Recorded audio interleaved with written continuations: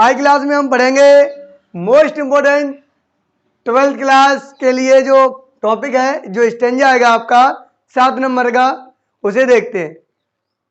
और यही स्टेंजा आपको ये 10th क्लास में आएगा, ये आता है 10 नंबर का। तरीका सीखिए आप, जरूरी नहीं है कि आपका पढ़ा हुआ ही फंसे। वैसे बहुत अच्छा है और गत वर्षों में पूछा गया भी है, और इसके अलावा और भी हमने कराए हैं और आगे भी कभी कराएंगे। देखते रहिए और वीडियो के अंत तक बने रहिए, बहुत अच्छे समझ में आएगा वे ट्रिक के साथ। इसमें कौन से अलंकार है पहचानना भी सिखाएंगे और छांटना भी सिखाएंगे, है ना।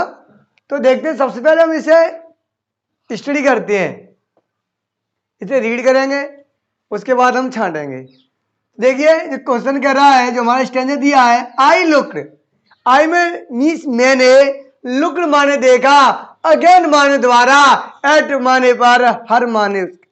जब मैंने दोबारा उसके तरफ देखा, जब हमने दोबारा एक बार देख लिया, जब हमने दोबारा फिर देखा किसकी, उसकी तरफ, war pale as a later winter moon and fell that old. यानी वारी पीला होता है, पेल में सिर्फ क्या होता है, पीला ही होता है। ये कहा जब हमने दोबारा उनकी तरफ देखा तो पीले पड़ रहे थे। एज माने जैसे, किसी से कि a late winter, winters moon and fell that old, के ढलते हुए सर्दियों के, ढलते जैसे सर्दियां ढलती जाती हैं, जब मून जैसे चांद होता है, उस तरीके से वो पीले पड़ते जा रहे थे। जब मैंने दोबारा उनकी तरफ देखा तो वो ढलते हुए चांद जैसे पीले पड़ते जा रहे थे। एज मीन्स होता है जैसे, हमने जब आपको कराया भी था, एज सुन एज वगैरह के यूज कराए थे, डिग्रियां भी कराई थी हमने, तो हमने इनका एज का यूज बहुत अच्छे से समझाया था। आगे कह रहा है familiar as a my childhood fear.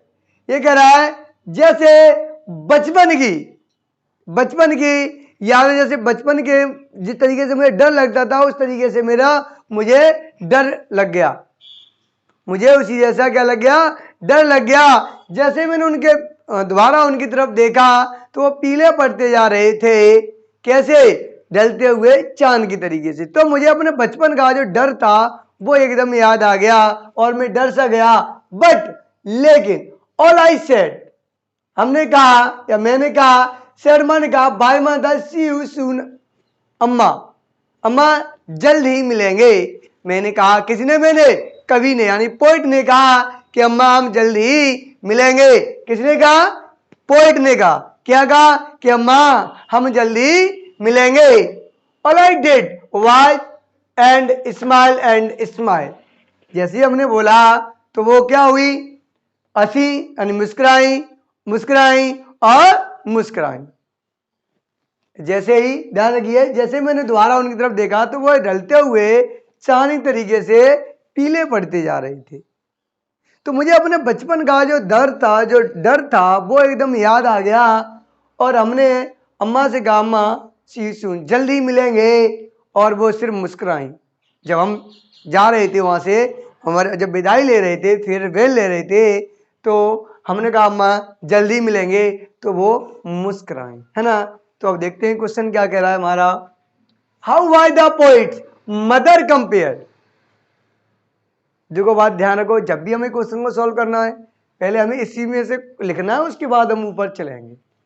तो कह रहा है हाउ माने कैसे, वाई माने था, पोइट माने कवि, मदर कंपेयर, पोइट यानी कि जब पोइट ने मदर की कंपेयर किससे की है, जो अपनी मां की जो कंपेयरिंग की है, तुलना की है, वो किससे की है, वो देखना है। तो यहां पर कर्ता कौन है, करने वाला कौन है, कवि। तो पहले आएगा भी, अब देखो सिंपल बनाना है ना हमें, अभी तो इंटरोगेटिव क्वेश्चन कर रहा है, हमें साधारण बनाना है। तो कर कौन रहा है, कवि। तो पहले आएगा भी कौन, कवि। तो क्या होगा, आंसर होगा तो वो हो जाएगा हमारा द पोएट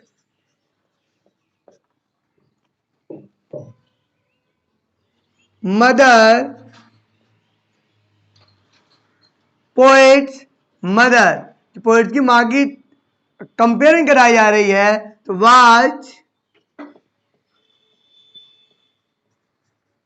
कंपेयर्ड। तो कवि की तुलना, जो माँ की जो तुलना कर रहा है, किससे कर रहा है? वो दिख रही है कैसे? ये ढलते हुए चांद की तरीके से, है ना, जो चांद ढलता हुआ दिखाई देता है उस तरीके से दिखाई दे रही है ना, तो तुलना कर दी उसने, तो हो जाएगा यहां पर to the late winter winters moon. उन्होंने तुलना किससे की है? एक सर्दियों में ढलते हुए चांद से तुलना उन्होंने की, ठीक है ना। अगला है what did the poet do at the time farewell. जब फेयरवेल का जो टाइम था, फेयरवेल का जो टाइम था, तब क्या कहा था? तो उन्होंने कहा था सी न अम्मा, हम जल्दी मिलेंगे। तो अम्मा क्या कही? अम्मा ने स्माइल दी थी, अम्मा मुस्कुराई, है ना। तो देखते हैं, एट द आंसर हो जाएगा हमारा at the time of farewell, of farewell. तो कवि ने कहा,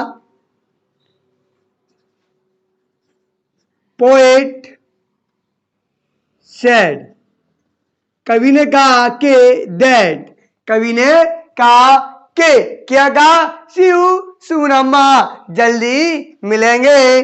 सी यू सून अम्मा, कि हम जल्दी मिलेंगे। सी you soon, C you soon अम्मा, जल्दी मिलेंगे। एंड स्माइल, एंड स्माइल, और मां मुस्कुराई, और मां मुस्कुराई। जब उन्होंने कहा फेयरवेल के समय, at the time farewell, poet said, कवि ने कहा कि सी यू सून अम्मा, कवि ने कहा कि हम जल्दी मिलेंगे, और मां मुस्कुराई। ये बन गया हमारा सिंपल वाक्य, बन गया ना, क्लियर हुआ। अब लास्ट रह गया, देखते हैं इस क्वेश्चन को। क्वेश्चन क्या रहा है? आइडेंटिफाई करानी है the figure of speech use in the line. यहां एक लाइन दी है, उसमें कौन सी स्पीच यानी कि अलंकार यूज हुआ है, वो कौन सा हुआ है, ये बताना है हमें। तो ये कॉमन कॉमा में बंद है ना, कॉमा बंद है, इसमें बताना है कि कौन सा अलंकार यूज हुआ है। कह रहा है पहले जा लेट विंटर मून, पहले जा लेट विंटर मून, ये क्या ना, है ना, कि ढलते हुए, चाहे सर्दियों में ढलते हुए चांद से बता रहा है। ढलते हुए जो चांद है सर्दियों में, ढलता हुआ जो मून है, उसमें कौन सा अलंकार है। तो एक बात ध्यान रखिए, जब उन्हें पिछली क्लास में ली थी और स्टंजा कराए थे, तब उन्हें बताया था कि जहां आपको लाइक मिल जाए, एज मिल जाए, या किसी से तुलना कराए, समझ में आ रहा है?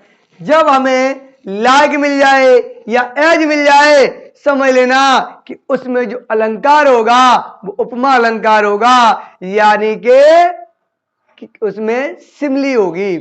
फिगर ऑफ स्पीच कौन सी होगी? सिमली होगी, ध्यान रखना।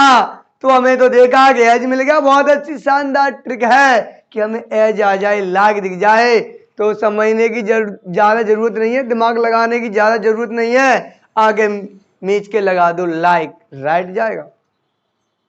समझ में आ गया ना? ऐसे ही और इंपॉर्टेंट क्लास देखने के लिए वीडियो को लाइक शेयर जरूर करें, और अगर आप चैनल पर नए हो तो चैनल को सब्सक्राइब, बेल आइकन पे जरूर करें, जिससे जैसे ही हमारी वीडियो न्यू अपलोड होगी, आपके एग्जाम के लिए तुरंत आपके पास नोटिफिकेशन पहुंच जाएगा, है ना। तो देखते हैं इसका आंसर जो होगा। तो कह रहा है कि इसमें आइडेंटिफाई करनी है कि इसमें कौन सी फिगर ऑफ स्पीच होगी। तो बताना है पहले the late winters moon, winters moon, यानी कि ढलते हुए सर्दियों में ढलते हुए चांद में कौन सी फिगर ऑफ स्पीच होगी। तो हमारी होगी सिमली, कौन सी हो जाएगी? सिमली होगी यानी कि उपमा, उपमा हो जाएगी, है ना। और ये आपका 12th क्लास में जो आएगा वो 7 नंबर का आएगा, और ऐसा ही स्टेंजा जो आता है वो 10th क्लास में जो आता है वो हमारा आता है 10 नंबर का। ध्यान रखिए, बहुत अच्छा टॉपिक है और आपके आने के चांसेस बहुत हैं और इम्पोर्टेंट भी है। ये मानिए एग्जाम में आपको ये देखने को मिलेगा सेम टू सेम, है ना। इसे आप नोट कर लीजिए या आप इसकी स्क्रीन शॉट ले लीजिए।